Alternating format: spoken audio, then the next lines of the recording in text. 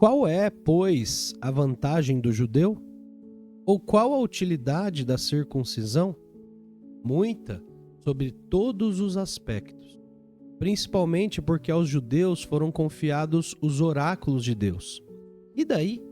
Se alguns não creram, a incredulidade deles virá desfazer a fidelidade de Deus? De maneira nenhuma.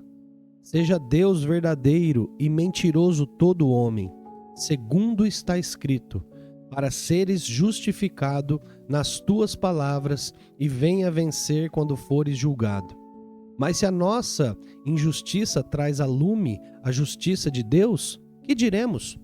Porventura será Deus injusto por aplicar a sua ira? Falo como homens. Certo que não. Do contrário, como julgará Deus o mundo? E se por causa da minha mentira fica em relevo a verdade de Deus para a sua glória, por que sou eu ainda condenado como pecador?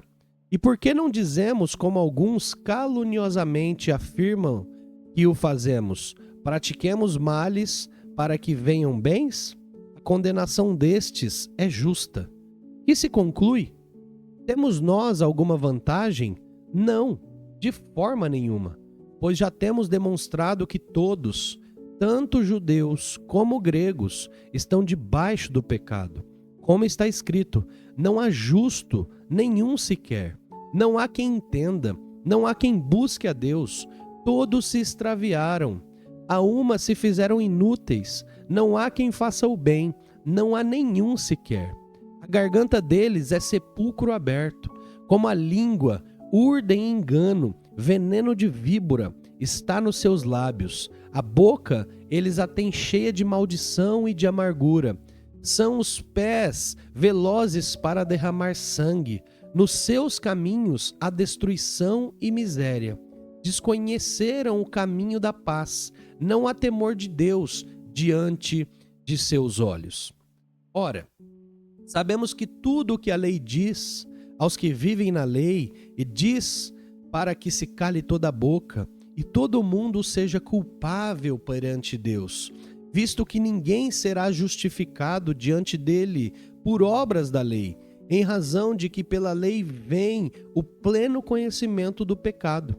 Mas agora, sem lei se manifestou a justiça de Deus, testemunhada pela lei e pelos profetas.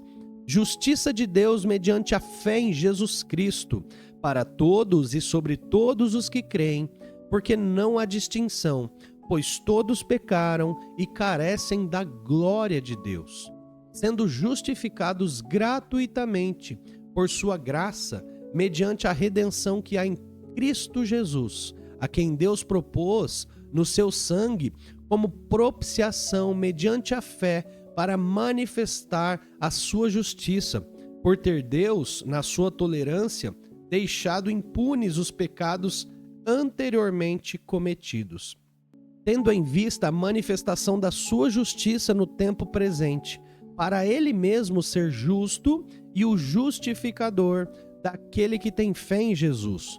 Onde, pois, a jactância foi de todo excluída? Por que lei? Das obras? Não, pelo contrário, pela lei da fé. Concluímos, pois, que homem é justificado pela fé, independentemente das obras da lei.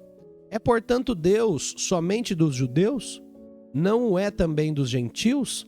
Sim, também dos gentios, visto que Deus é um só, o qual justificará por fé o circunciso e mediante a fé o incircunciso. Anulamos, pois, a lei pela fé? Não, de maneira nenhuma. Antes, confirmamos a lei. Que, pois, diremos ter alcançado Abraão, nosso pai, segundo a carne? Porque se Abraão foi justificado por obras, tem de se gloriar, porém não diante de Deus. Pois que diz a Escritura, Abraão creu em Deus, e isso lhe foi imputado para a justiça.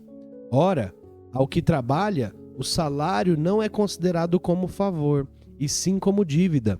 Mas ao que não trabalha, porém crê naquele que justifica o ímpio, a sua fé lhe é atribuída como justiça. E é assim também que Davi declara ser bem-aventurado o homem a quem Deus atribui justiça, independentemente de obras. Bem-aventurados aqueles cujas iniquidades são perdoadas e cujos pecados são cobertos. Bem-aventurado o homem a quem o Senhor jamais imputará pecado. Vem, pois, esta bem-aventurança exclusivamente sobre os circuncisos ou também sobre os incircuncisos? Visto que dizemos, a fé foi imputada a Abraão para a justiça. Como, pois, lhe foi atribuída? Estando ele já circuncidado ou ainda incircunciso? Não no regime da circuncisão, e sim quando incircunciso, e recebeu o sinal da circuncisão como selo da justiça da fé, que teve quando ainda incircunciso, para vir a ser pai de todos os que creem, embora não circuncidados, a fim de que lhe fosse imputada a justiça, e pai da circuncisão, isto é, daqueles que não são apenas circuncisos, mas também andam nas pisadas da fé que teve Abraão, nosso pai, antes de ser circuncidado. Não foi por intermédio da lei que Abraão ou a sua descendência coube a promessa de ser herdeiro do mundo, e sim mediante a justiça da fé. Pois, se os da lei é que são herdeiros, anula-se a fé e cancela-se a promessa, porque a lei suscita a ira, mas onde não há lei, também não há transgressão. Essa é a razão porque provém da fé, para que seja segundo a graça, a fim de que seja firme a promessa para toda a descendência, não somente ao que está no regime da lei, mas ao que é da fé que teve Abraão. Porque Abraão é pai de todos nós, como está escrito, por pai de muitas nações te constituí. Perante aquele no qual creu, o Deus que vivifica os mortos e chama à existência as coisas que não existem. Abraão, esperando contra a esperança, creu para vir a ser pai de muitas nações, segundo lhe fora dito, assim será a tua descendência. E sem enfraquecer na fé, embora levasse em conta o seu próprio corpo amortecido, sendo já de 100 anos, e a idade avançada de Sara, não duvidou, por incredulidade, da promessa de Deus, mas pela fé se fortaleceu, dando glórias a Deus, estando plenamente convicto de que ele era poderoso para cumprir o que prometera. Pelo que isso lhe foi também imputado para a justiça.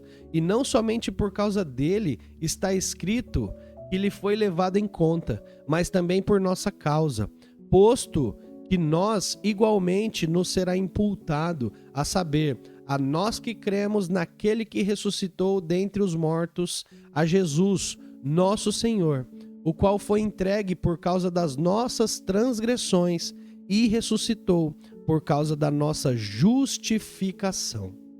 Justificados, pois, mediante a fé, temos paz com Deus por meio de nosso Senhor Jesus Cristo, por intermédio de quem obtivemos igualmente acesso, pela fé, a esta graça no qual estamos firmes. E gloriamo-nos na esperança da glória de Deus. E não somente isto, mas também nos gloriamos nas próprias tribulações, sabendo que a tribulação produz perseverança, e a perseverança, experiência, e a experiência, esperança. Ora, a esperança não confunde, porque o amor de Deus é derramado em nosso coração pelo Espírito Santo que nos foi outorgado. Porque Cristo, quando nós ainda éramos fracos, morreu a seu tempo pelos ímpios. Dificilmente alguém morreria por um justo, pois poderá ser que pelo bom alguém se anime a morrer, mas Deus prova o seu próprio amor para conosco pelo fato de ter Cristo morrido por nós, sendo nós ainda pecadores. Logo, muito mais agora, sendo justificados pelo seu sangue, seremos por eles salvos da ira. Porque se nós, quando inimigos, fomos reconciliados com Deus mediante a morte do seu Filho, muito mais, estando já reconciliados, seremos salvos pela sua vida. E não apenas isto, mas também nos gloriamos em Deus por nosso Senhor Jesus Cristo, por intermédio de quem recebemos agora a reconciliação. Portanto, assim, como por um só homem entrou o pecado no mundo, e pelo pecado a morte, assim também a morte passou a todos os homens, porque todos pecaram. Porque até o regime da lei havia pecado no mundo, mas o pecado não é levado em conta quando não há lei. Entretanto, reinou a morte desde Adão até Moisés, mesmo sobre aqueles que não pecaram à semelhança da transgressão de Adão, o qual prefigurava aquele que havia de vir. Todavia, não é assim o dom gratuito como a ofensa.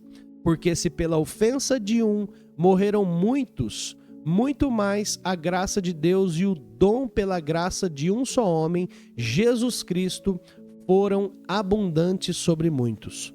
O dom, entretanto, não é como no caso em que somente um pecou, porque o julgamento derivou de uma só ofensa para a condenação, mas a graça transcorre de muitas ofensas para a justificação. Se pela ofensa de um e por meio de um só reinou a morte, muito mais os que receberam a abundância da graça e o dom da justiça reinarão em vida por meio de um só, a saber, Cristo Jesus. Pois assim como por uma só ofensa veio o juízo sobre todos os homens para a condenação, assim também por um só ato de justiça veio a graça sobre todos os homens para a justificação que dá vida. Porque como pela desobediência de um só homem muitos se tornaram pecadores, assim também por meio da obediência de um só muitos se tornarão justos.